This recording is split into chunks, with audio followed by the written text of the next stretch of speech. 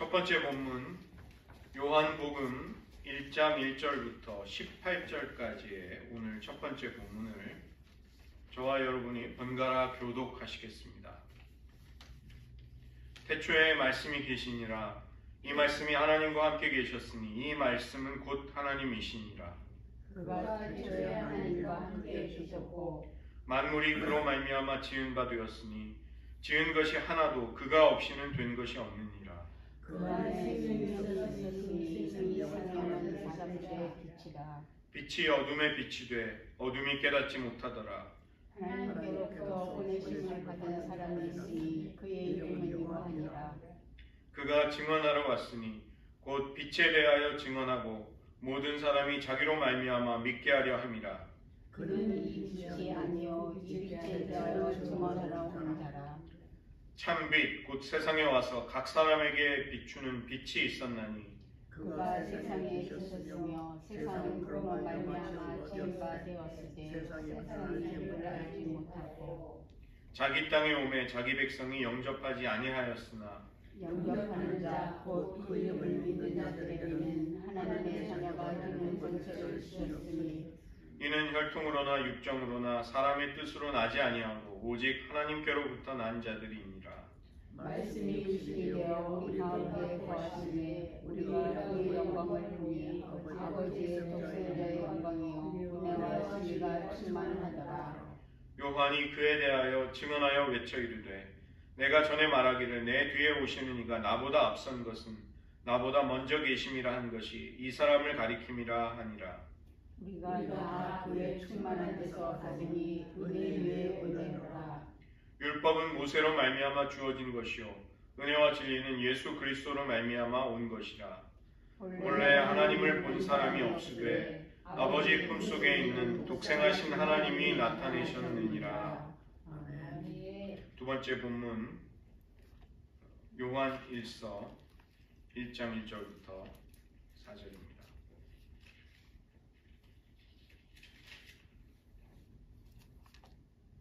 신약성서 388페이지 두 번째 본문 요한 1서 1장 1절부터 4절을 저희들 모두 함께 같이 한 목소리로 공독하시겠습니다.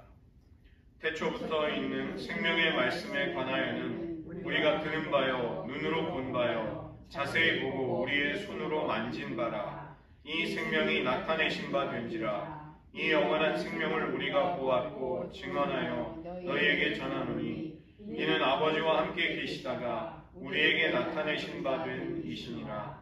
우리가 보고 들은 바를 너희에게도 전함은 너희로 우리와 사귐이 있게 하려 함이니 우리의 사귐은 아버지와 그의 아들 예수 그리스도와 더불어 누림이라. 우리가 이것을 쓰면 우리의 기쁨이 충만하게 하려 함이라. 기도하시겠습니다. 하나님 아버지, 어찌 그토록 하늘의 영광을 버리고 이 낮은 곳에 우리들을 섬기기 위해 주님께서 친히 오셨습니까? 우리가 받은 그 기이한 은혜와 사랑, 우리들의 생각으로 우리들의 지혜로 헤아릴 수 없으나 우리들의 심령 속에 하나님의 큰 은혜로 깨달음을 주시고 우리에게 베푸신 그 하나님의 놀라운 사랑에 저희들 평생 응답하며 감사하며 기쁨으로 살아갈 수 있게 도와주시옵소서. 모든 말씀 예수님의 이름으로 기도드립니다. 아멘.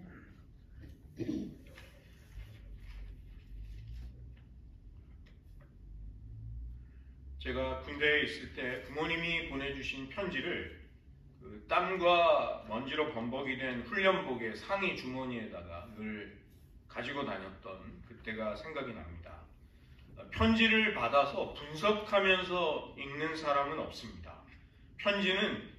편지를 뜯어서 단숨에 그 보낸 사람의 채취와 숨결과 생생한 추억을, 관계들을 떠올리면서 한 번에 읽게 되는 것이죠. 그 얇은 편지지 위에 그 필체를 통해서 전해오는 마음이 생생하게 느껴집니다. 그래서 편지는 굉장히 사소해 보이지만 굉장히 강렬한 인격과 마음이 담길 수 있는 그런 매체인 것이죠. 물론 오늘날의 사람들은 편지보다는 문자를 보내고 그렇게 SNS를 쓰기는 하지만 분명히 편지가 가지는 그런 힘이 있는 것입니다. 이 사도 요한은 자신의 사랑과 열정을 담아서 요한서 신서를 써보냅니다. 사도 요한은 예수님의 사랑받는 제자였습니다. 예수님은 12제자들 중에 세베대의 아들인 야고보와 요한, 그 두 형제에게 보아너게라는 별명을 붙여주셨습니다. 보아너게는 우레의 아들들이라는 뜻입니다. 당연히 이 요한의 본래 타고난 성격은 다혈질에다 흥분을 잘하고 우락부락하고 시끄럽고 즉흥적인 성격이었을 것입니다. 그의 별명에서 이제 그의 분위기와 인격이 우리가 어느 정도 짐작이 되는 것이죠. 그러나 요한은 예수님을 만나서 주님의 사랑을 깊이 받고 그의 인격이 변화됩니다. 그래서 그는 사랑의 사도가 된 것입니다. 예수님이 십자가상에서 어머니 마리아를 부탁할 만큼 그는 주님과 친밀했고 그는 예수님의 어머니를 집으로 모시고 가서 자기의 어머니처럼 섬기며 공경했던 것이죠. 이 유대인들은 왼쪽으로 비스듬히 기울여서 부정하지 않은 손, 오른손으로 식사를 합니다. 중동 사람들의 어느 정도 비슷한 식사 관습이 그렇습니다. 자연히 식사를 할 때 내 오른쪽에 앉은 사람은 그 사람도 이렇게 마찬가지로 비스듬히 기대니까 내 품에 자연스럽게 어느 정도 안기는 자세가 되는 것이죠. 요한복음 13장 25절을 보시면 요한은 만찬석상에서 주님의 품에 이렇게 의지해서 안겨 있었습니다. 그것은 유대인의 식사 관습 자리에서 나오게 되는 자세였던 것이죠. 그는 주님의 품에 기댄 채로 누가 주님을 팔 사람입니까? 이렇게 질문을 하는 장면이 나오기도 합니다. 주님은 십자가의 죽음을 통해 잠시 내가 조금 후에 너희들을 보지 못하겠지만 조금 있으면 내가 다시 오리라 약속하셨습니다. 말씀하신 대로 주님은 부활하시고 승천하신 다음에 약속하신 보혜사, 파라클레토스, 성령님을 보내주신 것이죠. 그 때문에 우리는 지금 예수 그리스도의 영, 진리의 영이신 성령님을 우리 안에 모시고 성령의 내주하심으로 살아가고 있는 것입니다. 예수님과 공생애를 함께 보내며 동고동락했던 제자들이 얼마나 주님과 가까이 살았을까? 우리는 부럽기도 하지만 사실은 지금 이 은혜의 시대를 살아가고 있는 우리들이야말로 그 이전 세대의 믿음의 사람들이 결코 경험해보지 못했던 주님의 깊은 차원의 임재를 허락받아서 우리는 주님을 굉장히 가까이 모시고 살아가고 있는 것입니다. 우리가 지금 깨닫고 있는 진리들 그리고 누리고 있는 이 신앙의 생생한 실제들을 예를 들면 멀리 그 구약의 성도들이 만약에 본다면 그들은 깜짝 놀랄 것입니다. 어떻게 저들은 저토록 풍요한 하나님의 은혜를, 하나님의 계시를 누리고 있는가? 그들이 보기에 우리들은 말할 수 없는 은혜의 풍성함을 지금 마음껏 향유하고 있는 것이죠.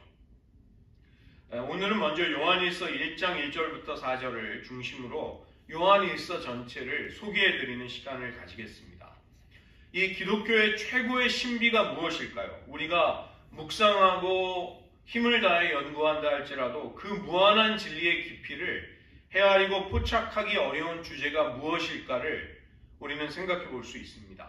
가장 먼저는 우리를 구원하시기 위해서 하나님 아버지의 뜻을 따라 예수님이 행하신 일들을 우리는 가장 먼저 떠올려 볼 수 있죠. 주님은 그것을 위해 대속의 죽음과 부활이라는 그 귀한 일을 행하신 것입니다. 그러려면 주님은 우리를 구원하시기 위해서 우리의 곁으로 죄인된 인생의 현실 속으로 역사 속으로 친히 오셔야만 한 것이죠. 그것이 바로 성자 예수님의 성육신입니다. Incarnation. 이 세 위격의 하나님, 성부와 성자와 성령님 가운데에서 성육신을 하신 분은 성자 예수님이십니다. 즉 성육신의 신비의 이 깊은 근원, 또 한 차원 더 깊은 근원에는 삼위일체의 신비가 있는 것입니다. 그 때문에 우리는 이 성육신과 삼위일체를 그냥 고리타분한 교리다 이렇게 생각해서는 안 되는 것이죠.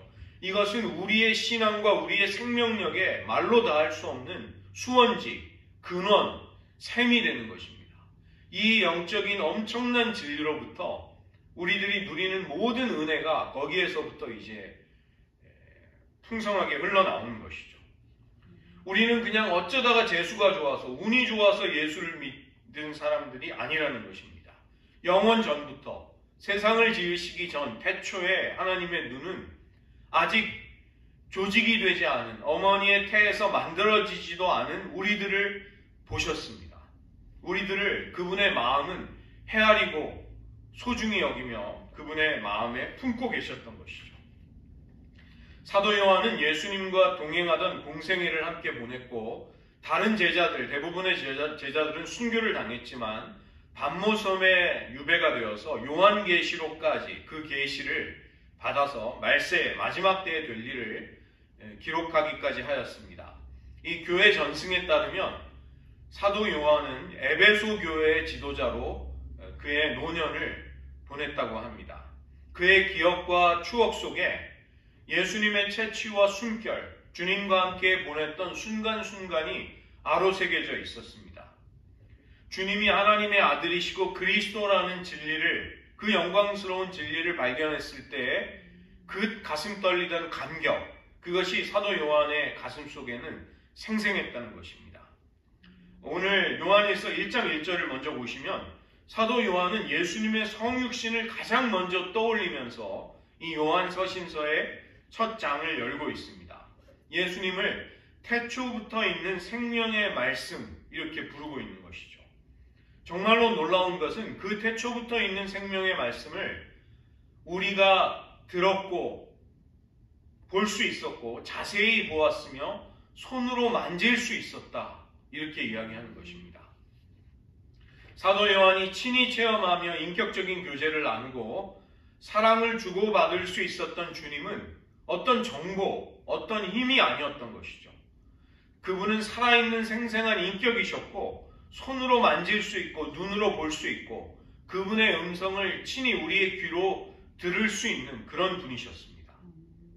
그분은 아버지와 함께 계시다가 아버지의 보내심을 받아 비천한 죄인된 우리에게로 찾아오신 분이십니다. 성육신하신 생명의 말씀, 생명의 로고스, 이것이 예수님의 정체성인 것이죠. 그 때문에 이 기독교의 핵심은 탁월한 지도자의 가르침을 추종하거나 어떤 전통을 지키는 것, 그것이 기독교의 핵심이 아니라는 것입니다. 예를 들면 불교도들은 석가모니가 그 오랜 세월 전에 이미 죽었지만 석가모니의 부처의 가르침을 열심히 공부하고 그 가르침을 따라서 살려고 하는 것이죠. 열반에 이르기 위해서 수행을 하는 것입니다. 그러나 그 불교도들의 곁에 석가모니의 살아있는 인격이 그들과 함께하는 그런 일은 없는 것입니다. 그러나 우리는 단지 예수님의 가르침을 혹은 기독교의 전통을 따르는 사람들이 아닌 것이죠. 우리는 지금도 살아계셔서 우리와 대화하시고 우리를 친히 만나주시고 우리에게 은혜와 사랑을 베푸시는 주님을 보혜사 성령의 임재를 통해 생생하게 매 순간 만나고 있는 것입니다. 살아계신 주님과의 우정과 동행을 통해서 우리는 신앙생활을 하고 있는 것이죠. 세상의 어떤 종교 지도자가 그 추종자들, 신도들의 심령 속에 살아있을 수가 없습니다. 내주할 수가 없는 것이죠. 그러나 예수님은 성령을 보내심으로써 그분의 임재를 우리에게 허락하신 것입니다. 이 기독교의 진리가 얼마나 영광스럽고 신비스러운가, 광대한가, 다른 그 무엇에도 비길 수가 없는 것입니다. 1장 2절을 보시면 이 생명이 나타내신 바 되었다고 말씀하고 있습니다. 이 영원한 생명은 아버지와 함께 계셨던 그런 생명이었습니다. 저희가 함께 읽은 요한복음 1장 1절부터 2절도 같은 진리를 선포하고 있죠. 태초에 말씀이 계시니라. 이 말씀이 하나님과 함께 계셨으니 이 말씀은 곧 하나님이시니라. 요한복음 1장 2절은 그가 태초에 하나님과 함께 계셨다고 똑같은 진리를 선포하는 것이죠. 물론 당연히 요한복음과 요한서신서를 같은 사도 요한이 썼기 때문에 더욱 그런 것입니다. 아버지와 함께 계셨다는 것은 예수님이 하늘에서 누렸던 영광스러운 지위를 가리키고 우리에게 나타나셨다는 것은 성육신을 말하는 것이죠. 이 땅에 인간의 역사 속으로 죄인들의 아주 구체적인 현실 속으로 찾아와 주신 그분의 위치가 우리에게 나타나셨다는 말로 표현되고 있는 것입니다.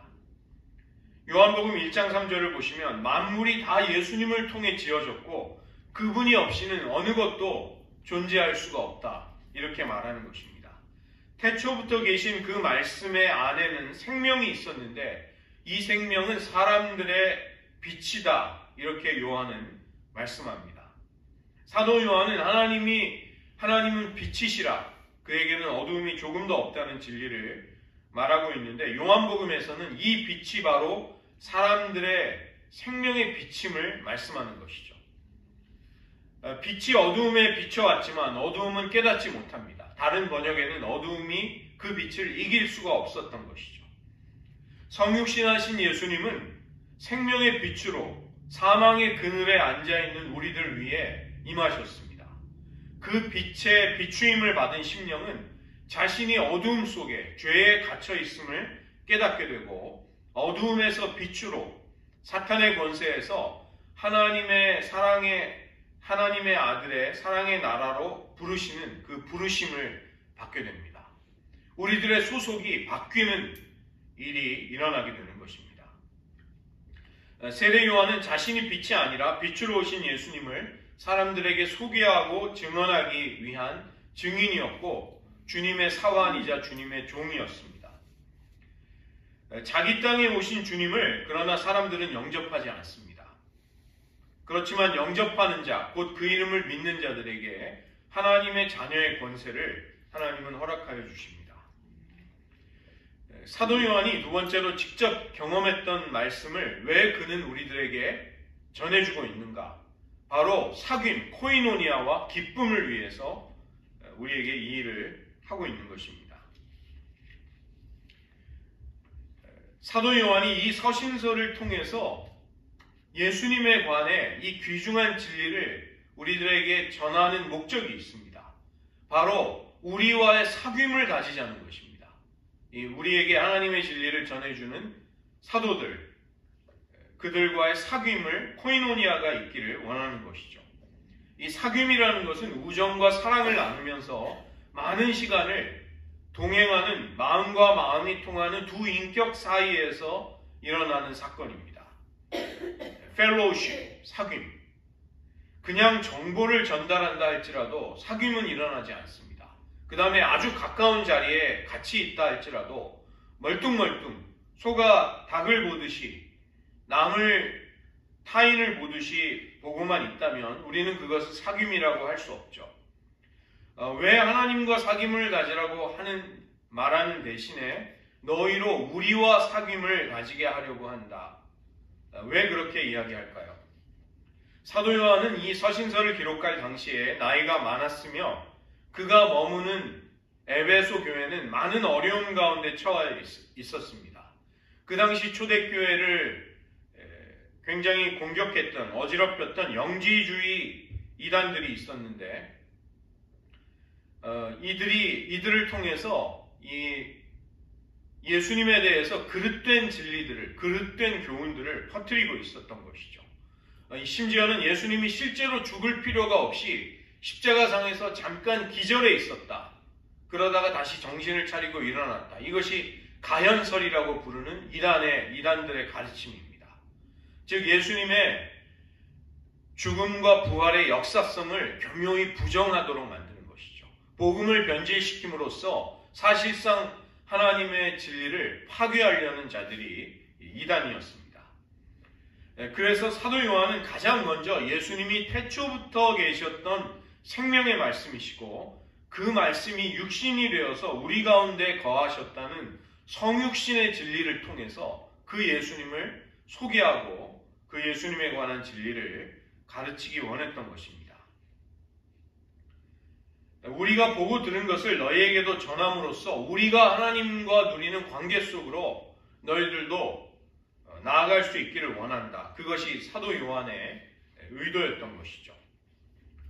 하나님과의 관계로 나아가도록 돕는 진실된 하나님의 사역자로서, 즉 우리들과의 사귐을 통해서 모든 성도들이 하나님과의 깊은 사랑의 관계로 나아가기를 간절히 소원하고 있었던 것입니다.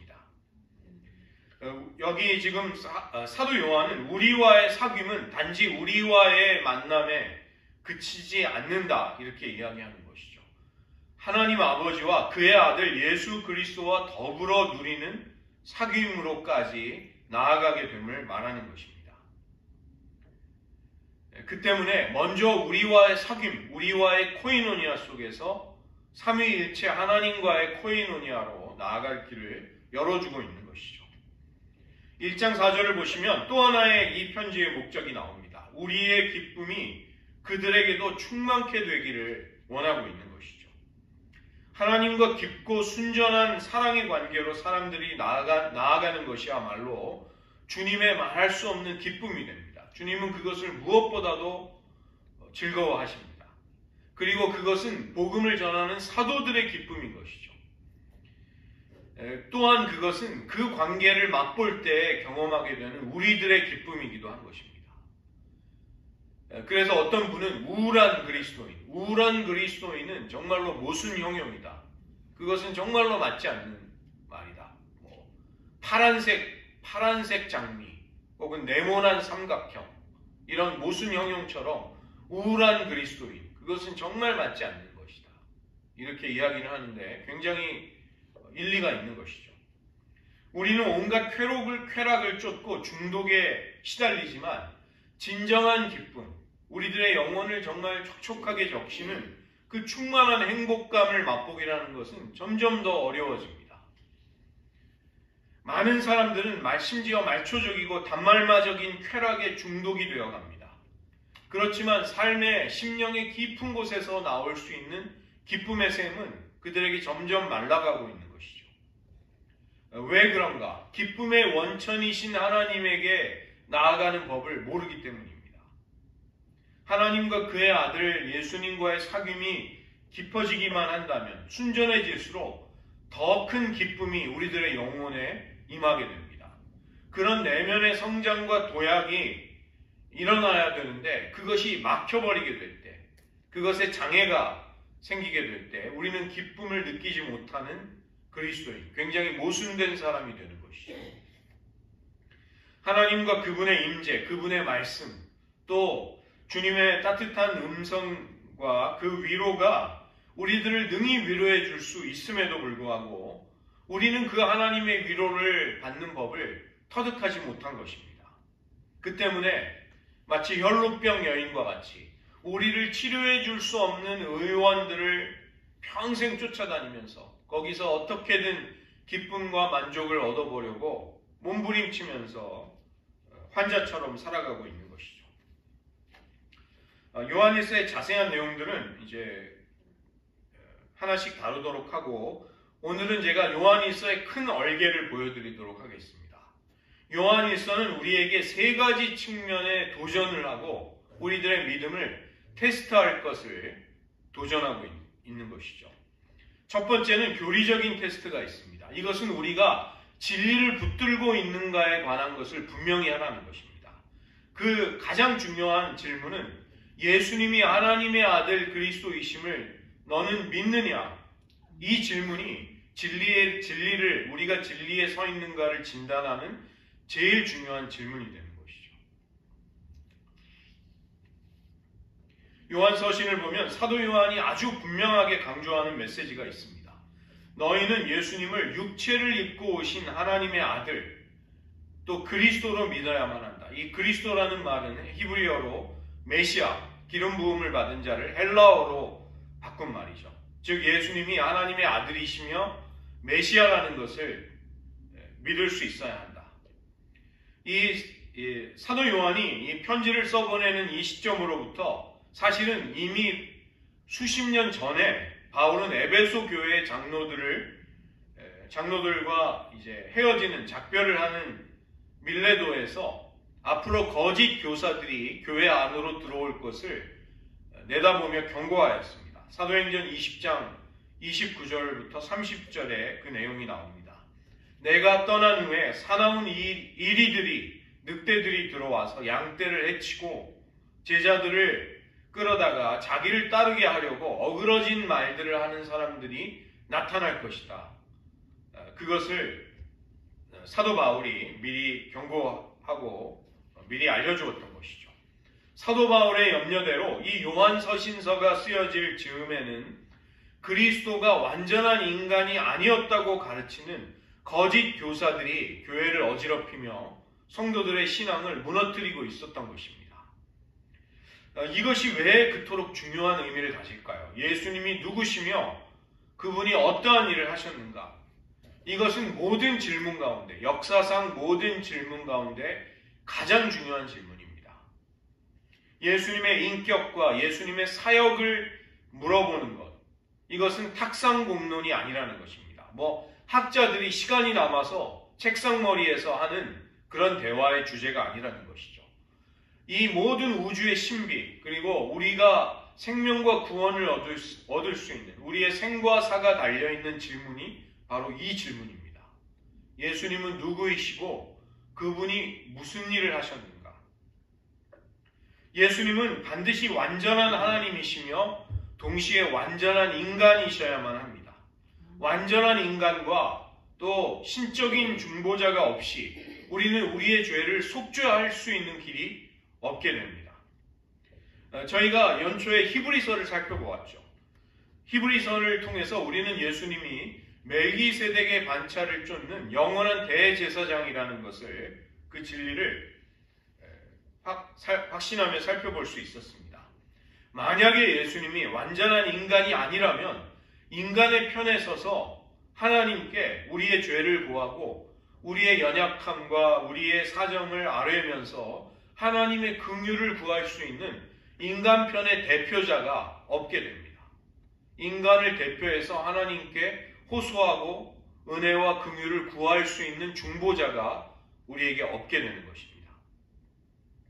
또 반면에 예수님이 완전한 하나님이 아니시라고 할 때 우리의 죄를 대속할 수 있는 완전한 속죄의 제사가, 구원의 방편이 우리들에게 제공되지 못하는 것이죠. 그것은 전능하신 하나님만이 우리에게 주실 수 있기 때문입니다.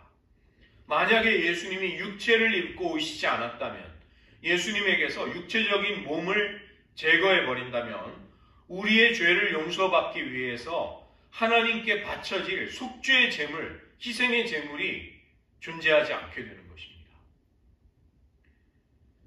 예수님이 성육신하신 하나님이 아니라고 할 때 그분의 화목 제물은 공의로우신 하나님의 진노를, 심판을 진정시키는 그 효력과 자격을 잃어버리게 되는 것입니다.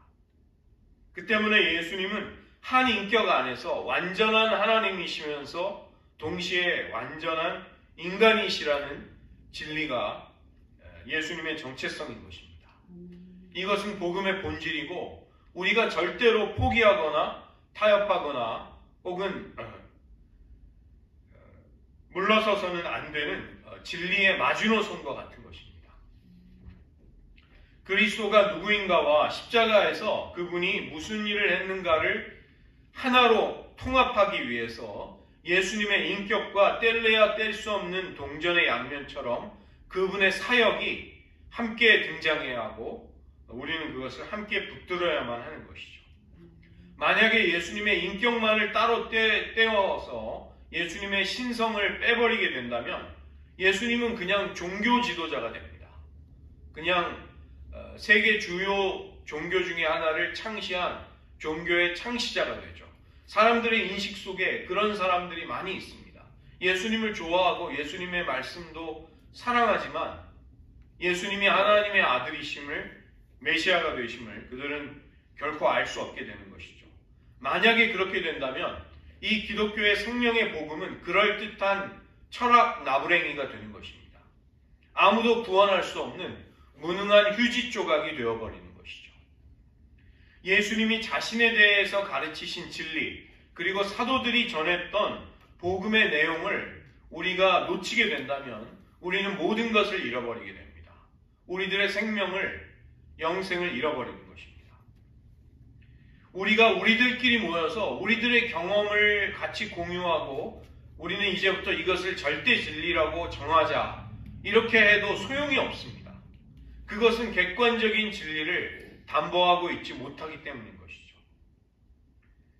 우리가 무언가를 공유하고 그것을 의지하려면 반드시 그것은 하늘과 이 땅에서, 영원 속에서 하나님이 인정해 주실 수 있는 객관적인 진리이고 역사적인 실체여야만 하는 것이죠. 그래서 우리의 구원은 반드시 진리를 근거로 진리가 토대가 될 때 가능해지는 것입니다. 어떤 간절함을 가지면 그것이 진실해질 수 있다고 생각하는 것은 그것은 잘못된 것입니다.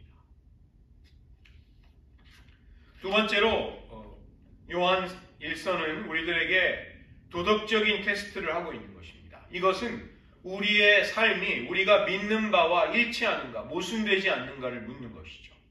너희가 하나님의 진리를 들었는가, 깨달았는가? 그렇다면 너희들은 그 진리에 순종하고 있는가를 묻는 것입니다. 우리들의 암과 우리들의 삶이 분열되고 쪼개어지지 않고 나누어지지 않기를 도전하는 것이죠. 사도 요한은 예수님처럼 예수님이 하나님 아버지의 계명을 지켜 그분의 사랑 안에 거하듯이 너희들도 예수님처럼 해야 한다고 우리들에게 말씀합니다. 우리가 왜 진리에 순종해야 할까요? 순종하지 않을 때 우리들에게 임할 하나님의 처벌, 또 우리가 겪을 손해가 불편하고 두렵기 때문에 순종하는 것은 진정한 순종의 이유가 될 수 없습니다. 그런 종류의 순종이라는 것은 두려움에 가득 찬 비굴한 순종, 굴종이 되는 것이죠. 마치 우리가 말을 듣지 않는 애완견을 훈련시킬 때 그 훈련사들이 벌을 주기도 하고 상을 주기도 하면서 개들을 길들이는 것이죠. 그러나 그런 것이 우리의 순종은 아니라는 것입니다. 우리가 기꺼이 순종을 해야 할 이유는 우리가 주님의 계명을 지킬 때 예수님이 아버지의 계명을 지키심으로써 그분의 사랑 안에 거하는 것처럼 우리도 주님의 사랑 안에 거할 수 있기 때문인 것입니다. 우리가 주님께 순종하면 우리는 주님의 은혜와 진리 안에 머물 수가 있는 것이죠. 물고기가 물을 벗어나지 않을 때 가장 안전할 수 있는 것처럼 우리는 순종하며 살아갈 때 주님의 사랑 안에서 호흡할 수 있는 존재가 되는 것입니다. 그 때문에 우리에게 가장 중요한 것은 하나님의 사랑 안에 머무는 것입니다. 그분의 언약 안에, 그분의 임재 안에서 살아가는 것이죠. 그것은 주님의 계명을 순종하는 것입니다. 예수님을 아노라고 하면서도 주님께 순종하지 않고 계속적이고 반복적인 죄를 저지른다면 그는 거짓말하는 자다. 그는 진리를 알지 못하는 자다. 이렇게 사도 요한은 말씀합니다. 내가 빛에 거하고 있다고 말을 한다 할지라도 자신의 행동이 계속해서 어두움에 거하고 있을 때 그는 누구에게 속해 있는지를 그대로 보이게 되는 것이죠. 어두움에 거하며 어두움에서 벗어나지 않으려고 하는 사람, 그는 자신의 영적인 아비 마귀의 일을 행하고 있고 마귀에게 속하여 있음을 그의 행동을 통해서 보이는 것입니다. 예수님 안에 산다고 하는 자는 예수님이 행하시는 대로 예수님이 아버지의 사랑 안에 거하시기 위해 순종의 삶을 사셨듯 자기도 그렇게 해야 한다. 이것을 요한 1서 2장 6절은 말씀하고 있습니다. 만약에 우리 안에 순종과 불순종이 동시에 있게 된다면 그 불일치는 두 가지의 삶의 방식을 낳게 되는 것이죠. 그리고 그것은 시간이 지날수록 우리의 삶 전체를 분열시키고 금이 가게 만드는 것입니다. 사도 요한은 그 중에 하나를 예를 드는데 우리가 세상을 사랑하게 된다면 하나님을 향한 사랑이 우리 안에 머물 수 없다. 이렇게 말씀합니다. 그 다음에 어둠 가운데 행하려고 한다는 것은 죄 가운데 행하는 것이고 하나님의 임재로부터 숨으려고 할 때 우리는 어두움 가운데 행하려고 하는 것이죠. 하나님의 자녀와 마귀의 자녀는 각각 의를 행하는 것을 통해 혹은 죄를 짓는 것을 통해 자신이 누구에게 속해 있는지를, 자신의 소속을 드러낸다. 이렇게 사도 요한은 말씀하는 것입니다. 그래서 순종을 시험한다는 것, 우리의 순종의 여부를 테스트한다는 것은 우리가 진정으로 진리를 믿고 있는가를 가늠하는 시금석이 되는 것입니다. 우리가 들은 바에 예수님에 관한 진리를 끝까지 붙들고 살아가고 있는가, 그것은 순종을 통해서 확증이 될 수 있는 것이죠. 한때 노예선의 선장으로 아프리카의 흑인들을 붙잡아다가 노예로 팔아넘겼지만 회심하고 나서 어메이징 그레이스를 작곡한 존 뉴턴이 있습니다. 작사한 사람이죠. 그는 나중에 이제 목회자가 되었습니다. 이 존 뉴턴이 가족들과 함께 했던 기도가 있는데 제가 그 기도문의 일부를 소개해 드리겠습니다.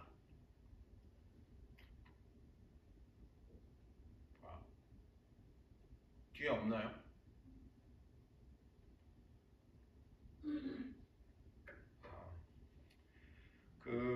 제가 간단하게 소개해 드리겠습니다. 영어로 읽는 것보다 그는 제가 그 카톡방에 나중에 자료는 드리겠습니다. 나는 내가 되고자 하는 바의 그런 사람은 아닙니다. 나는 내가 되기를 원했던, 내가 간절히 기원했던 그런 사람은 아닙니다. 나는 내가 희망하고 내가 소망했던 사람은 아닙니다. 그러나 나는 분명히 말할 수 있는 것은 I am not what I once was. 나는 예전에 내가 지금 아니라는 것입니다. 그 다음에 그는 말하기를 By the grace of God, I am what I am. 내가 지금 나됨은 하나님의 은혜로 말미암음입니다. 고린도전서 15장 10절을 보면 나의 나된 것은 하나님의 은혜로 된 것이니 그리스도의 내게 주신 그리스도의 은혜가 헛되지 않다는 사도 바울의 고백이 나오죠. 이 존 뉴턴이 그 고백하는 것은 나는 예전의 내가 아닙니다. 이렇게 이야기하는 것이죠. 그는 너무나도 분명하게 그것을 기도 가운데 고백할 수 있었던 것입니다. 만약에 그가 그리스도를 만났노라, 나는 이제 하나님을 알게 되었노라고 하면서 예전과 똑같은 삶을 산다면 그는 단지 거짓말쟁이에 불과한 것입니다. 그러나 그의 삶은 그의 과거의 삶과 완전히 변화되고 달라질 수 있었습니다. 그의 소속이 달라졌고 정체성이 달라졌고 그의 행실과 가치관, 행동, 언어가, 사고가 다 달라진 것입니다. 즉 그의 순종은 그가 예수님을 만나고 난 이후에 진리를 붙들고 살아가고 있음을 증명하는 그의 표지가 되는 것이죠. 우리도 그와 똑같은 것입니다. 우리의 순종의 여부는 우리가 무엇을 믿고 있는가, 우리가 진리를 견고히 붙들고 있는가를 보여주는 것입니다. 세 번째로는 사도 요한은 우리의 사랑을 테스트할 수 있다 이렇게 이야기합니다. 너희들의 사랑이 어떤 사랑인가를 가늠해보고 측정해볼 수 있다. 어떻게 그렇게 할 수 있는가? 하나님의 백성된 형제 자매를 사랑하는가를 통해서 우리가 가진 사랑의 순수성을 테스트할 수 있다는 것이죠. 예수님이 우리를 사랑해 주신 것처럼 서로 사랑하고 있는가? 그리고 그 사랑을 통해 우리들의 신앙은 온전해지고 완성이 되는가를 묻고 있는 것입니다. 우리가 아주 정통적이고 성경적인 교리들을 또 우리가 믿는 신조들을 가지고 있다고 할 때 그것은 분명히 귀한 일이죠. 제가 이제 교단에 가입하는 교육을 받고 있는데 이 CRC 교단은 정말 이 네덜란드 캘비니스트들, 그 이성적이고 토론을 좋아하는 이분들은 정말 이 교리에 목숨을 건 사람들입니다.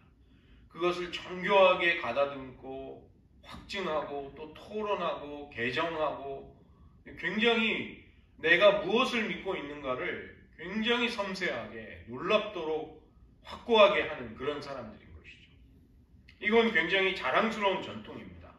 게다가 우리가 도덕적이고 윤리적으로 주님의 명령의 대부분을 순종하면서 살고 있다고 그렇게 가정해 볼 때, 그런데 만약에 서로를 사랑하지 않는다고 하면 그런 교회는 어떻게 될까요? 그런 한 개개인의 신앙인의 삶이라는 것은 어떻게 될까요? 그것은 굉장히 공허한 메아리와 같은 것이 되는 것입니다. 내가 분명한 진리를 믿고 있고 알고 있고 그 다음에 순종도 하고 있는데 사랑은 없는 삶을 살아간다고 할 때, 그것은 고린도전서 13장 2절이 되는 것이죠. 사랑이 없으면 내가 아무것도 아니다. 울리는 꽹과리밖에는 되지 못한다. 요한일서 4장 9절부터 11절을 보시면 하나님이 자기 독생자를 세상에 보내심으로 우리를 살리셨습니다. 그분의 하나님의 사랑이 그런 방식으로 우리들에게 나타나게 된 것이죠. 사도 요한은 사랑은 여기 있으니 사랑이 여기에 있다, 이렇게 선포하고 있습니다.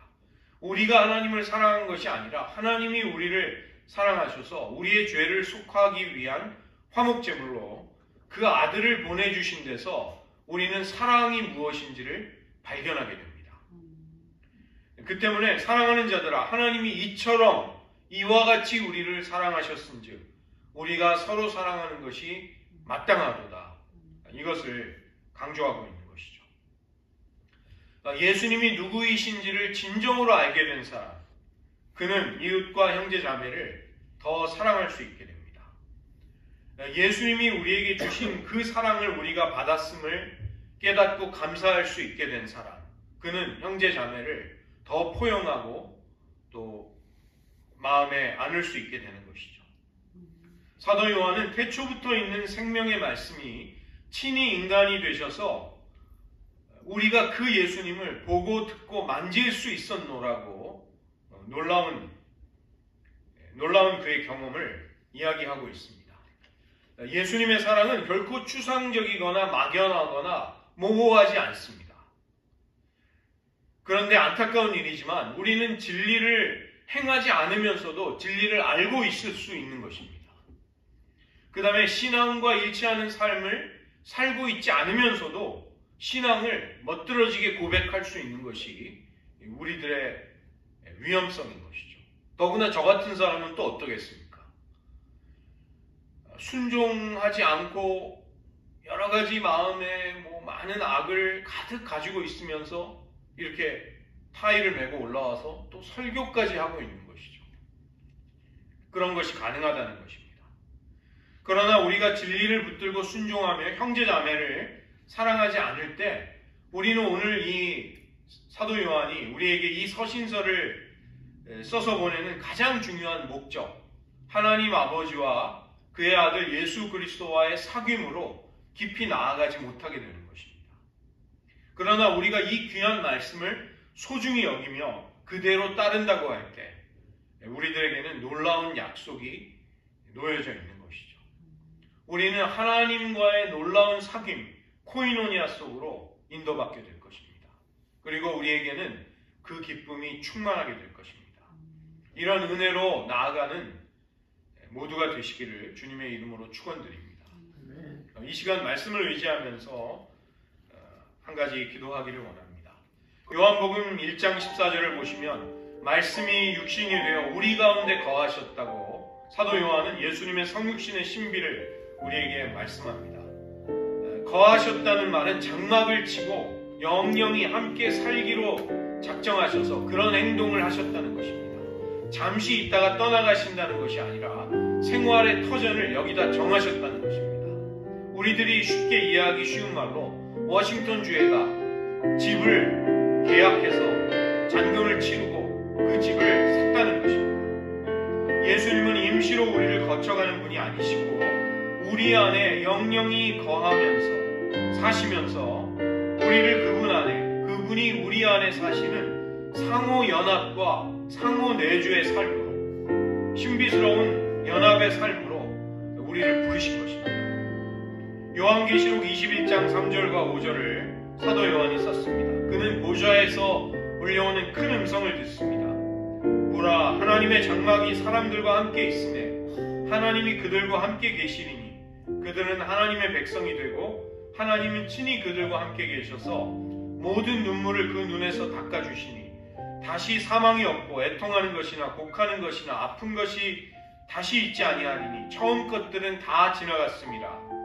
보라, 내가 만물을 새롭게 하노라. 이 말은 신실하고 참되니 기록하라. 이 큰 하나님의 보좌로부터 들려오는 음성을 그는 우리에게 알려주고 있는 것입니다. 하나님의 장막이 사람들과 함께 있다는 것은 바로 예수님이 성육신하셔서 그분의 임재를 우리에게 영영히 허락하셨음을 말하는 것이죠. 그것은 곧 내가 그들의 하나님이 되고 그들은 나의 백성이 된다는 하나님의 언약이 성취되는 사건인 것입니다.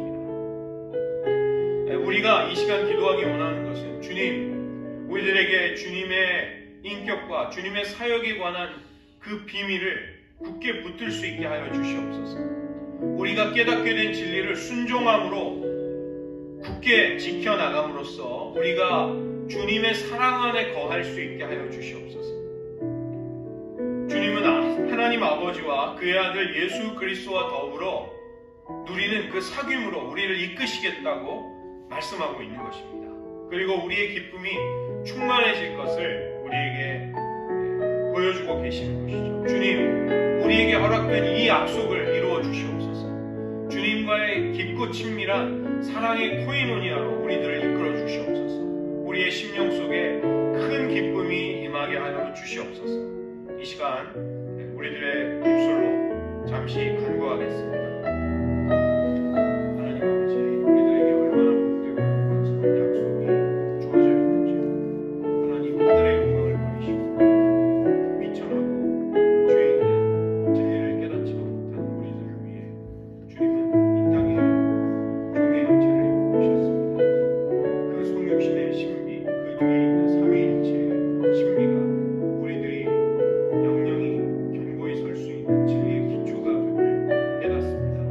하나님, 우리들 얼마나 이 든든한 하나님의 진리 위에 서 있는지요. 하나님, 그 진리를 깨닫고 아는 것에 그치지 않게 하시고 순종함으로써 예수님과 같이 늘 하나님의 사랑 안에 거할 수 있게 하여 주시옵소서.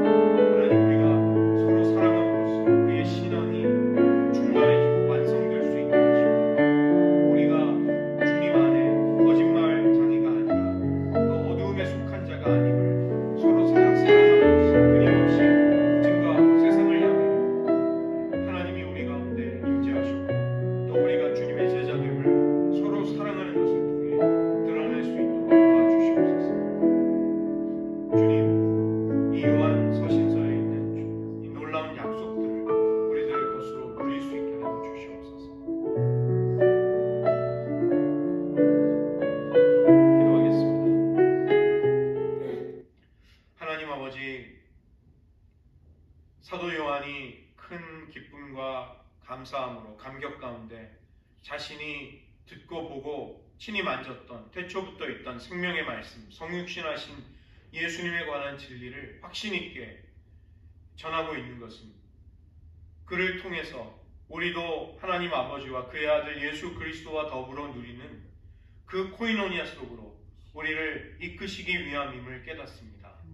하나님, 우리들의 영광과 기쁨은 이미 천국에 가기 이전에 이 땅에서부터 하나님 아버지와 그 사랑의 교제를 누릴 수 있음에 우리들이 큰 기쁨과 감격을 가지게 됩니다.